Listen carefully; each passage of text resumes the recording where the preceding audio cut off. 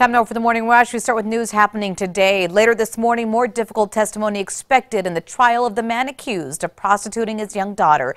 It will be the defense's turn to question her. Prosecutors questioning her yesterday, the girl detailing adult acts that she says her dad made her do to strangers in exchange for drugs and paraphernalia. The school nurse who first reported the girl to investigators also testified. Kristen. Next big weather maker doesn't come in until this weekend. So for today, it's another afternoon of sunshine and high clouds. The temperatures continue to warm. Quiet overnight, just a few spot showers possible across southern Colorado, as well as our northern mountains once we get into the overnight hours of tomorrow. David? President Trump's former personal attorney Michael Cohen is set to testify in about an hour in the House Oversight Reform Committee. Now, this is coming ahead of his 3-year prison sentence.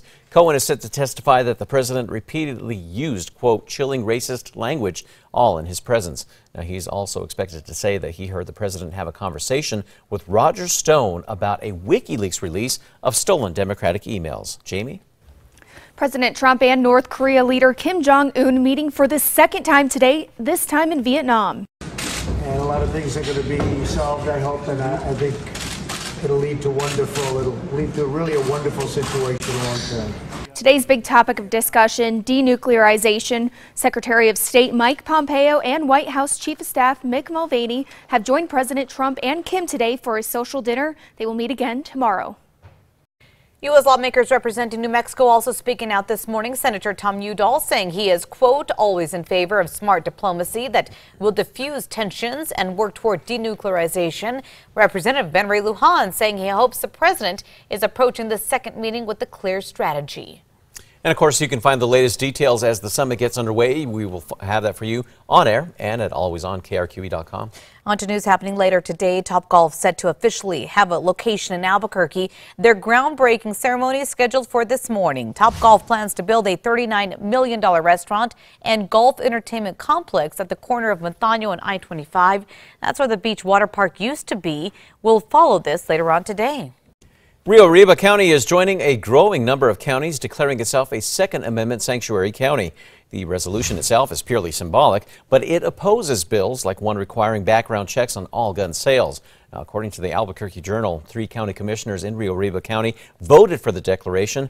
As of last week, 14 other counties had passed similar measures. Some might call it a small victory for child sex abuse victims. A bill aimed at encouraging victims to come forward now moves on to the House. Senate Bill 55 passed in the Senate. It would eliminate the statute of limitations surrounding when a victim sexually abused as a child can file a claim against their abuser.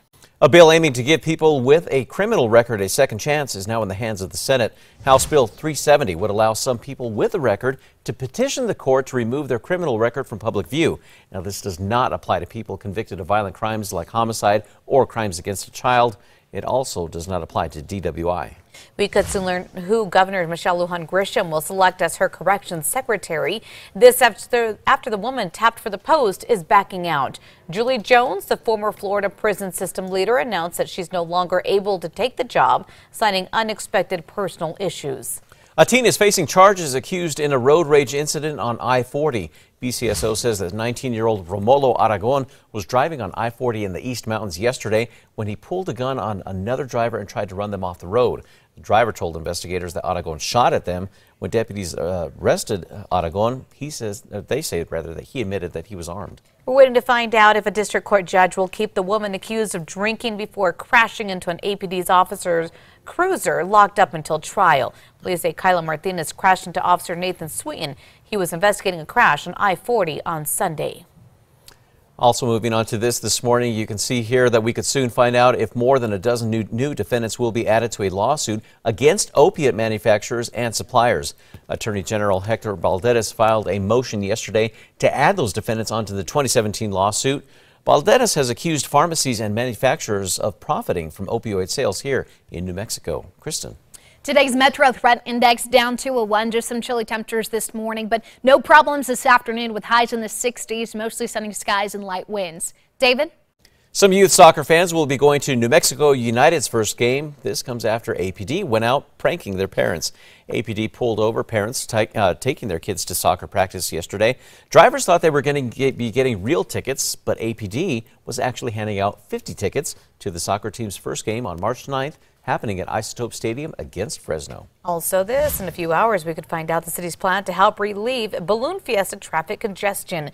The city's been weighing different ideas, even recently asking the state legislature for more than $7 million to help remedy the situation. Today, a House bill is scheduled to be heard in committee that would make the tourism department the title sponsor of the New Mexico Bowl. Under House Bill 646, the game would be called the New Mexico True Bowl. $2,300,000 would be appropriated from the general fund for that title. Gildan had been the title sponsor. On to new news for you this morning. A tax break for electric car buyers is one step closer to becoming a reality in New Mexico. That bill calling for that is moving on to its second committee. House Bill 612 would exempt buyers of electric and hybrid vehicles from paying gross receipt tax. If passed, the proposed exemption would begin in July.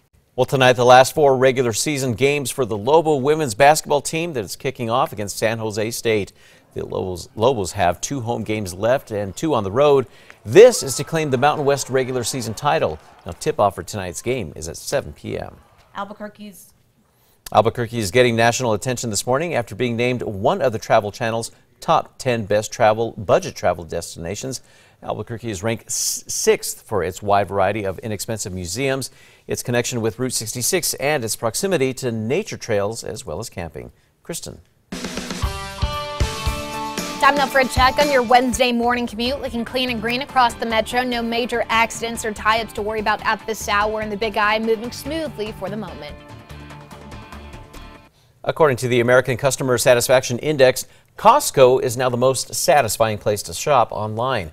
Costco edged out Amazon with a score of 83 on a scale of 0 to 100. Helping the Warehouse Shopping Club was its partnership with same-day delivery service Instacart. We're taking you back 51 years ago on this day, February 27th. The pilot reported a funnel cloud just east of Pinon out there in Otero County. That was 51 years ago on this day. We take you now to the 5 facts. At number 5 this morning, Albuquerque is being named as one of the Travel Channel's top 10 best budget travel destinations. The list touts itself as a compilation of accessible dream vacation spots. The Duke City is ranked 6th for its wide variety of inexpensive museums, its connection with Route 66, and its proximity to nature trails and camping. Other cities on the list include Antigua and Buenos Aires. Number 4 now, work on the much-anticipated sports venue Topgolf will get underway this morning with a groundbreaking ceremony in Albuquerque. Topgolf plans to build a $39 million restaurant and golf entertainment complex right at the corner of Montaño and I-25. That's where the beach water park used to be. The agreement includes giving Topgolf more than $4 million in tax breaks and incentives from both the city and county.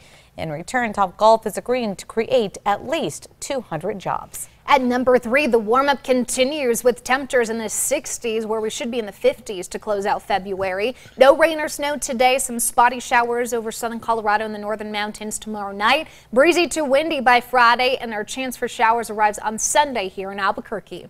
Number 2 now, legislators in Santa Fe will be looking at more ways to protect children as a bill aimed at encouraging victims of sex crimes continues to move forward, now moving to the House. Senate Bill 55 passed in the Senate.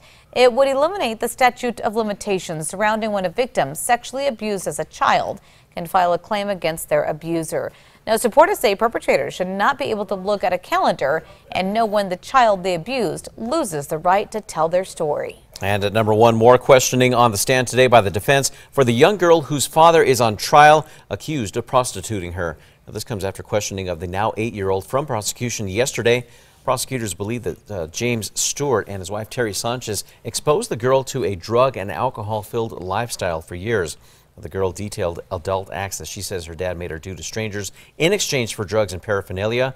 The school nurse who first reported the girl to investigators also testified yesterday. She spoke to the girl having poor hygiene and health issues that went unaddressed for months.